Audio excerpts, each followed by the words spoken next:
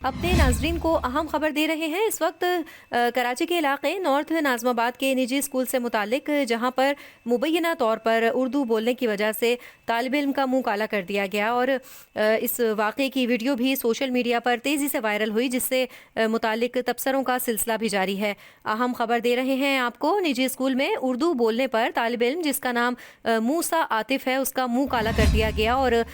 इस वाक़े की वीडियो भी सोशल मीडिया पर तेज़ी से वायरल हुई, जिसकी वाक़े के बाद डायरेक्टरेट प्राइवेट स्कूल्स भी हरकत में आ गया। इस हवाले से आपको ताज़ा तरीन अपडेट दे रहे हैं। वाक़े से मुतालिक तहकीकात के लिए 5 रुकनी कमेटी तश्कील दे दी गई है और साथ साथ आपको ये भी बताएं कि ये जो कमेटी है ये निजी स्कूल का भी दौरा करेगी और जो ये कमेटी है ये प्रिंसिपल, असातिज़ा और जो मुतासरा तालिब इल्म है उसके वालिदैन के बयानात लेगी, जबकि तहकीकात मुकम्मल होने के बाद जो ये रिपोर्ट है वो भी 3 दिन के अंदर अंदर जमा करवाई जाएगी। आपको बता रहे हैं कि कराची के इलाके नॉर्थ नाज़माबाद के निजी स्कूल में मुबैना तौर पर उर्दू बोलने की वजह से तालिब इल्म का मुंह काला किया गया और इस वाक़े की वीडियो जो है वो तेज़ी से सोशल मीडिया पर देखते ही देखते वायरल हो गई।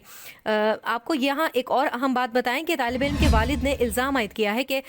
स्कूल में मेरे बेटे को उर्दू में बात करने पर तज़हीक का निशाना बनाया गया और स्कूल में बेटे के चेहरे पर कालक भी लगाई गई। आपको यहाँ हम अहम खबर दे रहे हैं, निजी स्कूल में उर्दू बोलने पर तालिब इल्म जिसका नाम मूसा आतिफ है उसका मुंह काला करने के बाद वाक़ई की जो वीडियो है वो तेज़ी से सोशल मीडिया पर वायरल हुई, जिसकी डायरेक्टरेट प्राइवेट स्कूल्स भी वीडियो से मुतालिक हरकत में आ गया है। और